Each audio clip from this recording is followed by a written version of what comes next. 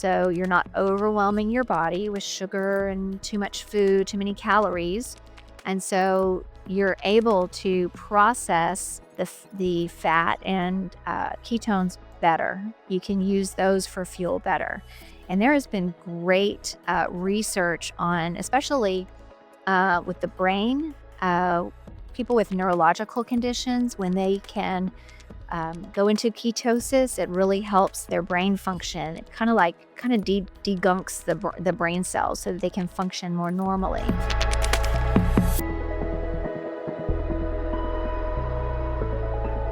Today, fasting is trending in podcasts and biohacking circles.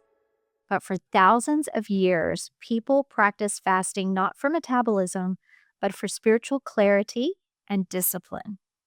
Interestingly, modern science is now discovering that many of these ancient practices may also support metabolic health and longevity.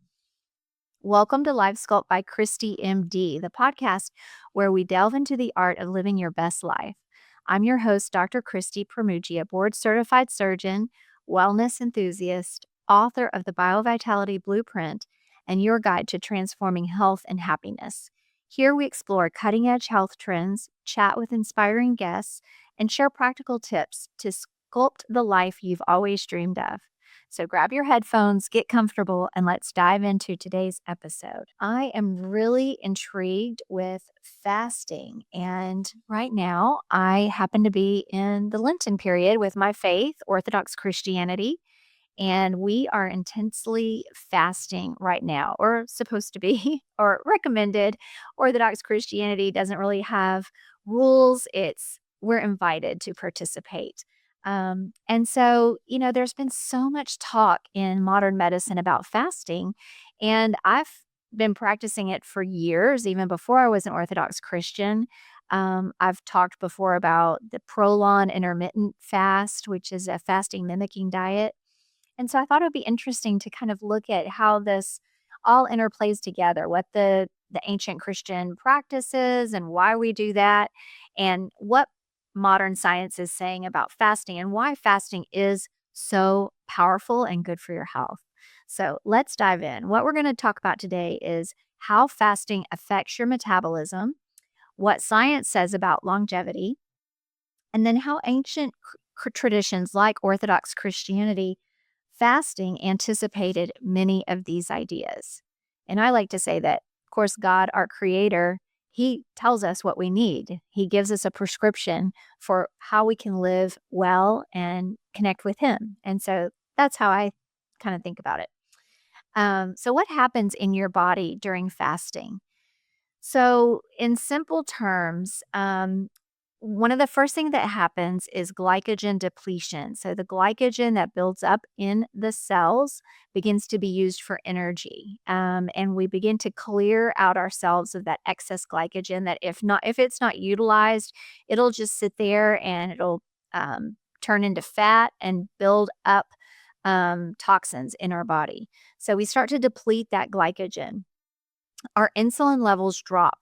So insulin goes up when we eat carbohydrates and sugar and to a certain degree fat and protein as well. So the insulin levels drop, and we know that we want lower insulin levels so that our blood glucose will be adequately regulated. In diabetes, the insulin levels are not working right. We get too much fasting insulin and we can't process the sugar properly. The fat metabolism increases, so our body needs fuel. We're not feeding it fuel when we're fasting.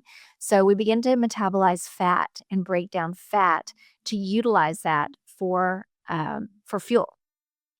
And that's when we switch our metabolism to using fat and ketones. Our body then will process that fat and will actually shed some fat cells, or at least the volume of the fat cells will decrease. And so that's why it can be good for helping with weight control, to do intermittent fasting. Fasting gives your body a chance to switch from burning sugar that you're feeding it to burning stored energy.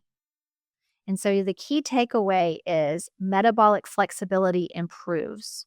So you're not overwhelming your body with sugar and too much food, too many calories. And so you're able to process the fat and ketones better. You can use those for fuel better. And there has been great research on, especially with the brain, uh, people with neurological conditions, when they can go into ketosis, it really helps their brain function. It kind of degunks the brain cells so that they can function more normally. So, how does this link with longevity? I'm very interested in longevity medicine for myself and for my patients because what I've discovered is that when we feel better and our body's working better, we're healthier and we can live longer. And so we have a longer, healthier lifespan. And we're not just letting aging happen. We're being intentional about it so that we can age well and stay functional and fulfill our purpose better throughout our life and enjoy it too.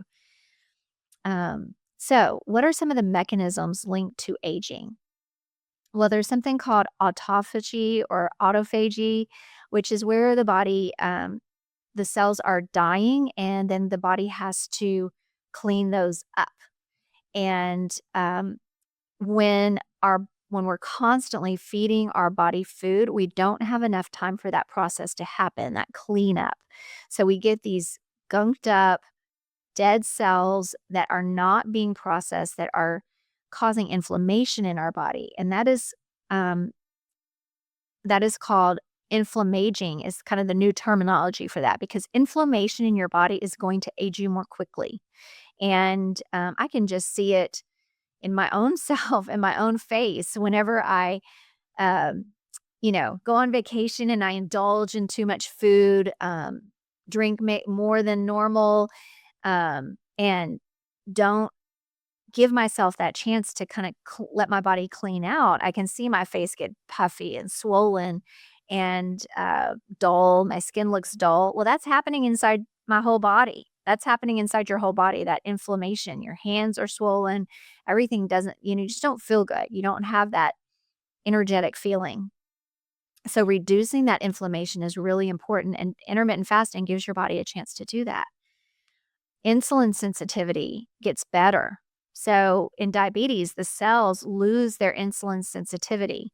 They're being so overwhelmed with sugar that they can't get enough. The insulin just can't do its job and can't process the sugar fast enough. It's kind of like the I Love Lucy episode with the chocolates going down the assembly line. And at first they can kind of handle it. And then before you know it, they're starting to stuff them in their mouth, stuff them in their bra, and they're just overwhelmed with it's just so much. And that's what happens when we're just constantly feeding our body more and more sugar and food, more than what it needs. Our body doesn't have a chance to clean it out and process it. And it gets inflamed, it just gets swollen. We need that metabolic reset. When the body isn't constantly processing food, it shifts into repair mode. And that's really important. It's really important to repair the body. We're constantly under assault from things that we ingest, from pollution, from sunlight, UV rays that are unhealthy. All of that is going into our body, and our body has to clean it out. And if it's so busy trying to metabolize too much food, it doesn't have a chance to do that. There is great research from calorie restriction studies, intermittent fasting research showing the benefit of that. Now, for longevity, it's difficult to do human studies. You need to follow people for their whole life. So there are studies ongoing, but we won't have the answers for quite a while. But we know from animal studies that the animals that are forced to fast intermittently, that aren't overfed, live longer and they look healthier. You can look at mice studies, and the mice that are fed less, they have healthier coats, they're more energetic, they look younger. And the mice that are overfed have scruffy coats, they're sluggish, of course they're overweight, and they don't live as long. So we can extrapolate that potentially into humans. So the problem with constant eating, so our current culture is a culture of constant eating, constant snacking, always thinking about food. And and there was even a lot of advice a few years back to take, instead of 3 meals a day, to take 6 meals a day, like smaller meals. And for some people that may work really well, and they may need to do that for various reasons. But for most of us, it's really good for us to have a break in between, to let our body get hungry, let it process everything that we've put in it before we start topping more off on top. We also have ultra processed foods, which aren't healthy, that have chemicals in them, that have depleted the nutrient value of the foods. And that's not easy for our body to process. Our body has to clean all that up. And we're constantly telling the body more insulin, more insulin. We're like telling the pancreas, we need more insulin, we need more insulin. It gets exhausted, it gets depleted, and that's when we end up with diabetes. We can't process the sugar, it just builds up in the cells. We need a little bit of metabolic rest. So, for most of human history, eating constantly just simply wasn't possible. There were periods of time that you didn't have food, and that was normal because you had to go find it or you had to produce it. Um, you just didn't have the abundance that we have today, and we're so fortunate that we do have so much food. And but it's to an extreme. It's gone to an extreme. So, what is the ancient fasting tradition?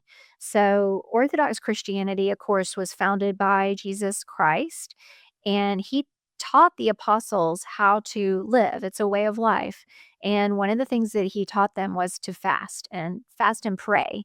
So, not just fast, but to fast and pray. And in the prayer, when you're hungry, when you're fasting, it gives you strength. And traditionally, Orthodox Christians fast every most every Wednesday and Friday. We have extended fasts through the year, such as right now during Lent, leading up to Pascha, which is Orthodox Easter. And then we have various smaller seasonal fasting periods. And we also have feasts. So we balance it out. You have to know how to fast so you can know how to feast properly, and you can enjoy the feast more. In the Orthodox Christian tradition, and fasting isn't dieting. It's about learning restraint, gratitude, and freedom from compulsive habits. So instead of being uh, ruled by our stomach and always, letting our stomach guide our decisions and what we're going to do next, it's about taming our stomach and being in control of our body. What's fascinating is that this spiritual practice, which cultivates humility and self control, can also support metabolic health. And science is showing that. It's not a new discovery. It's something that was known a lot for thousands of years. And ancient spiritual traditions often understood something modern medicine is rediscovering. Our bodies benefit from rhythms of feasting and fasting. Isn't that wonderful? So, let me talk a minute about the spiritual dimension, because I do think that the spiritual health is equally important to bodily health. And while I'm not a priest or a spiritual guide, um, I just like to share what I've learned in my own life and what I've learned from experience and reading. So, the Orthodox Christian fasting teaches us a few things. It teaches us discipline. It teaches us gratitude, to be grateful for what we have, and for when we do have food to eat, that we recognize that God gave it to us.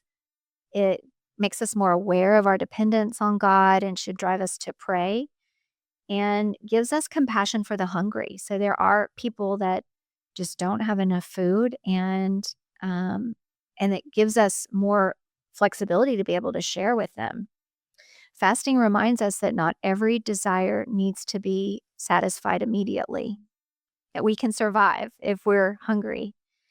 In Orthodox spirituality, fasting isn't about punishing the body, it's about training the heart. So, letting the heart guide us, not our stomachs. And these have measurable health benefits. which is really cool. So, some practical takeaways. What can you do? Well, first of all, avoid constant snacking. Allow an overnight fasting window. Try to stop eating earlier or to eat your first meal later.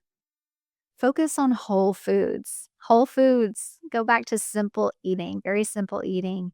Try to avoid processed foods and be thoughtful about your eating rhythms. Put some mindfulness into it.